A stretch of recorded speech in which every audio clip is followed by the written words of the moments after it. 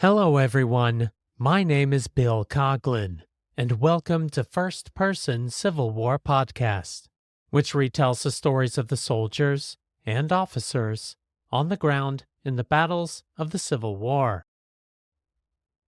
Episode 40 is entitled Private Martin A. Haynes and the 2nd New Hampshire at the Battle of Cold Harbor, and relies on his book, A History of the 2nd Regiment, New Hampshire Volunteer Infantry in the War of the Rebellion, which he privately published in 1896. Martin Alonzo Haynes was born in Springfield, New Hampshire on 30 July 1842, and by the early 1860s lived in Manchester, New Hampshire with his family. Aged 19 when the Civil War began, he worked as a printer when he decided to enlist on 22 May 1861 in the 2nd New Hampshire Infantry. When President Lincoln made his initial call for 75,000 three-month volunteers, the state of New Hampshire, given its population, was only required to field one regiment. Volunteers from across the state soon flooded into Concord, the state capital, which easily filled the ranks of the 1st New Hampshire. By late April, state authorities correctly assumed that a further call for New Hampshire volunteers was forthcoming and decided to organize the 700 men not assigned to the 1st Regiment into a 2nd Regiment. By May, the 2nd New Hampshire moved to Camp Constitution, just outside of Portsmouth, and mustered into service as a 3-year regiment with an initial strength of 1,022 men. Martin A. Haynes enlisted as a private in the 2nd New Hampshire, alongside 70 other men from Manchester, which formed Company I. While drilling and becoming a soldier, Private Haynes recalls several instances in camp. To be sure, time passed very pleasantly at Camp Constitution, with an occasional extra excitement like the ridiculous Hogshead Regatta on the mill pond, meaning a boat race, of the rebellion of the Abbot Guard, Company I, Private Haynes's company, against the character of its rations, which resulted in the company being put under guard in its quarters, but effected the desired change in the interest of the whole regiment. The 2nd New Hampshire departed for Washington, D.C. by train on 20 June and arrived there 3 days later. The regiment joined the Army of Northwestern Virginia and fought in the First Battle of Bull Run. Following that defeat, the 2nd New Hampshire remained at Washington, D.C., while the rest of the brigade, being 90-day volunteers, returned home. As the Army of the Potomac formed in the wake of First Bull Run, Private Haynes and the 2nd New Hampshire found themselves in the 1st Brigade, 2nd Division of the 3rd Corps, and fought in the Peninsula Campaign, 2nd Bull Run, Fredericksburg, and at the Battle of Gettysburg in the division's 3rd Brigade. The 2nd New Hampshire suffered heavily at Gettysburg, and by late July 1863, the regiment was reassigned as guards at the Point Lookout prisoner of war camp in Maryland, while the regiment refilled its ranks with more volunteers. As they arrived in November and December of 1863, Private Haynes commented on the new recruits. There was a little good material mixed in with these recruits, but it is no credit to New Hampshire that she turned such a mass of rubbish loose into her old veteran regiments. The old men of the 2nd, the true New Hampshire boys, who for more than 2 years had faced death fearlessly to make a record which should be the pride of their state for ages, keenly felt the change had come. For them, the old 2nd of glorious memory and heroic achievements had ceased to exist. With enough strength to retake the field, Private Haynes and the 2nd New Hampshire returned to the Virginia Peninsula in April 1864, assigned to Colonel Griffin Alexander Stedman's 2nd Brigade and Brigadier General John H. Marchandale's 2nd Division, of Major General William F. Smith's 18th Corps, of the Army of the James, commanded by Major General Benjamin F. Butler. Following the unsuccessful Bermuda Hundred campaign, Lieutenant General Grant ordered the 18th Corps detached from the Army of the James and traveled by boat toward the Army of the Potomac, now operating between the Pamunkey and the Chickahominy rivers. On 1 June 1864, Private Haynes and the 2nd New Hampshire reconnected with the Army of the Potomac, when after a misdirected march, the 18th Corps met the 6th Corps at a crossroads called Cold Harbor, formed on their right, and joined in the ongoing battle. As the rest of the Army of the Potomac was still further north and west, the fighting on this day fell to the 18th and 6th Corps. As they approached the Confederate lines, Private Haynes and the 2nd New Hampshire got some morbid amusement from the baggage trains. As Martindale's division came upon the field, a rebel battery opened upon it unexpectedly, sending the cooks, waiters, camp followers, and other non-combatants flying out from the column in wild excitement. The ludicrous plight of the cloud of frightened men, spavined horses, and broken-down mules, loaded with camp kettles and other truck, was too much for the gravity of the fighting men. This was the second day of the Battle of Cold Harbor, with the day prior being a cavalry engagement. The 2nd New Hampshire on this day sustained light casualties on the right flank. An advance was ordered for the next day, but the Army of the Potomac was not fully concentrated, and the order was delayed. For Private Haynes and the old veterans of the 2nd New Hampshire, they were less than a week away from the expiration of their enlistments. Yet they were on the eve of one of the bloodiest advances of the Civil War, which would solidify a belief in the North that Lieutenant General Grant was a butcher. Having participated in one advance already, many within the ranks expected a bloody fight the next day. It was well known that there was to be a big fight in the morning, and grouped in their comfortless bivouac, mid rocks and bushes wet with a sudden rain, the men discussed their chances of battle, for whom would be a mystery of fate until the casting of the bloody die on the morrow. But while the hardship of the situation was fully appreciated and discussed, there was no disposition to dodge it. One of the men expressed the sentiment, "It wouldn't be good manners to go without saying goodbye to our old friends, the Johnnies." Like other battles of the Overland Campaign, the Confederates held an entrenched line at Cold Harbor, which made the success of an assault difficult. On top of this, the ground which the 18th Corps was to advance across was not ideal, according to Private Haynes. The ground over which the 18th Corps had to move was the most exposed of any over which the charges were made on. On the front of the Corps was an open plain, gradually narrowing toward the left, across which the troops were to advance.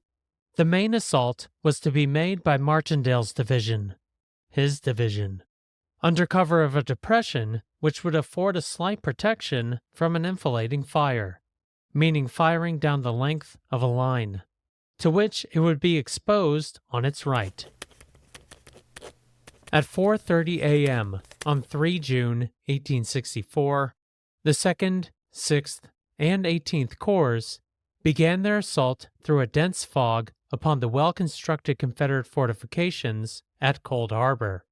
Advancing on the right flank was Private Haynes and the 2nd New Hampshire. The assaulting column moved promptly. The enemy's skirmishers were rushed back, and on Brooks's front, the 1st Division, his rifle pits were captured. The column was now within striking distance, and was halted until Smith could see what he was leading his troops into. Major General Smith halted his entire corps to rearrange his lines, which meant the assault was disjointed with the 6th Corps. Brigadier General Martindale, unable to see through the fog and hearing the roar of battle to his left, ordered his division to again advance on his own volition. Marching toward the Confederate fortifications was Private Haynes and the 2nd New Hampshire. Stedman's brigade was formed en masse by battalion, the 12th New Hampshire leading, and the 2nd, the 5th Battalion, meaning in the rear. As the brigade fully uncovered, meaning out of the depression, it was greeted by an awful fire from the rebel works. It was a straight dash of 400 yards to the rebel lines. As the column plunged forward, it left an awful trail of the dead and wounded at every step of its progress. It was very soon apparent that the charge could not succeed. When only halfway across, so murderous was the fire that the 12th lost half of its men, and every other regiment heavily. The Confederate brigade that initially faced Private Haynes in the 2nd New Hampshire does not have a report to reference, but they did call upon the support of Colonel James P. Sims, commander of the 53rd Georgia, and on that day, the Georgia regiments of Bryan's brigade. About the time the men had stacked arms preparatory to rest, an attack was made on General Law's line. He sent a courier to me asking that I would move up to his assistance, as his works had not been well supplied with ammunition. The brigade was put under arms immediately and moved up to General Law's line through a heavy fire of musketry. The men moved up in gallant style, and very soon the enemy were forced to retire. Under heavy fire, the 18th Corps retreated to its original position, and Private Haynes and the 2nd New Hampshire, still a cohesive regiment, engaged the Confederates at a distance. The column was thrown back in some confusion, but at the edge of a point of woods from which they had charged, the troops halted. The 2nd Regiment, whose loss had been less than any of the others, arrived at this point in very good order, and as soon as its front was clear of the retreating troops, opened fire on the enemy. In fact, it was while holding this line that the regiment suffered a large portion of its loss. With the charge of the 18th Corps a failure, the 2nd New Hampshire and other regiments erected hasty earthworks with whatever they could find: knives, plates, bayonets, and their bare hands, all while continuing to fire upon the Confederates from a distance. Old and well-respected comrades of Private Haynes and the entire regiment began to fall as they hastily dug under fire. So dire was the situation that even a regimental surgeon came up to the line. In this fight, good old Dr. Bunton, assistant surgeon, established his reputation with the men. He had been well liked, and it was in no spirit of his disrespect, but on account of his bald plate, that he was familiarly known as Old Lampstone. In some way, he got possession of a shovel, and taking a position well up to the line, he threw up a little entrenchment of his own, and was in position to render immediate surgical assistance to many a poor wounded fellow, who ever afterwards swore by Old Lampstone. The 2nd New Hampshire was relieved the next day, and over the next few days rotated into the entrenchments to relieve other regiments. Private Haynes recalls that even in relieving a unit from the line could be hazardous. The 2nd simply drew back a little distance, and in the days and nights that succeeded, had its full share of duty on the front line. From this line, the sharpshooting was continuous, and men were wounded every day. They were relieved at night, and the person who passed in or out by daylight took a great many chances. It was a brace for a rush, a jump, a foot race against time, and a plunge for cover, and always plenty of music about one's ears before he landed. Private Haynes and the 2nd New Hampshire had just experienced one of the most lopsided battles of the Civil War. Though the Union Army remained in position and dug extensive fortifications over the next several days, the failed advance of 3 June at Cold Harbor was seen to the heaviest fighting. Of the approximately 18,000 overall casualties from the Battle of Cold Harbor, almost 13,700 were from the Union Army. On 8 June 1864, what remained of the 3-year veterans, including Private Haynes, departed the entrenchments, having completed their enlistments. By 15 June, the men were back in New Hampshire and mustered out of service in Concord. Of the original strength of 1,022 men, 28 officers and 199 enlisted men mustered out of service. Also present, but not counted on these rolls, were the 4 officers and 66 enlisted men that re-enlisted for further service in other regiments. After this date, the 2nd New Hampshire, according to Martin A. Haynes, was the new 2nd, and remained an active regiment for the remainder of the war around Richmond, but did so without the old soldiers. Martin A. Haynes became a successful newspaper publisher after the war, as well as a politician who served in the New Hampshire House of Representatives and 2 terms in the U.S. House of Representatives for New Hampshire's 1st District. He published his book, A History of the 2nd Regiment, New Hampshire Volunteer Infantry in the War of the Rebellion in 1896. But in the preface of his book, he confesses that this is a 2nd edition. He goes on to defend the reprint.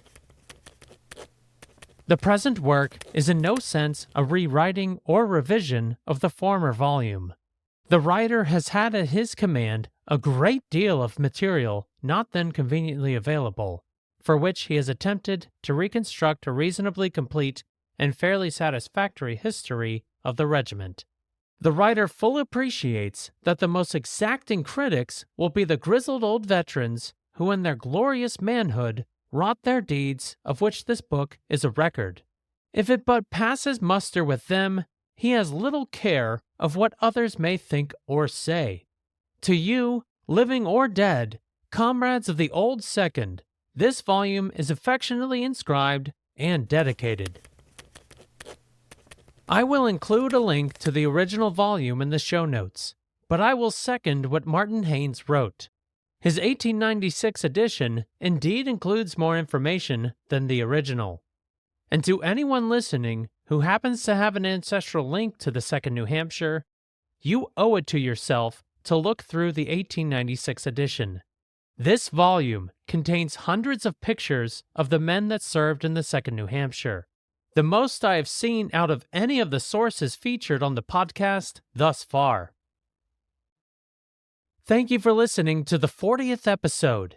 The link to Private Haynes' book is now available on the podcast website, firstpersoncivilwarpodcast.com. On Facebook, Instagram, X, and LinkedIn this week, you will find a picture of Martin A. Haynes sometime during the war. In 2 weeks' time, Corporal E. McDowell Anderson of Company G, 2nd Missouri Confederate, provides next episode's first-person account at the Battle of Champion Hill. My name is Bill Coughlin, and thank you for listening to First Person Civil War Podcast.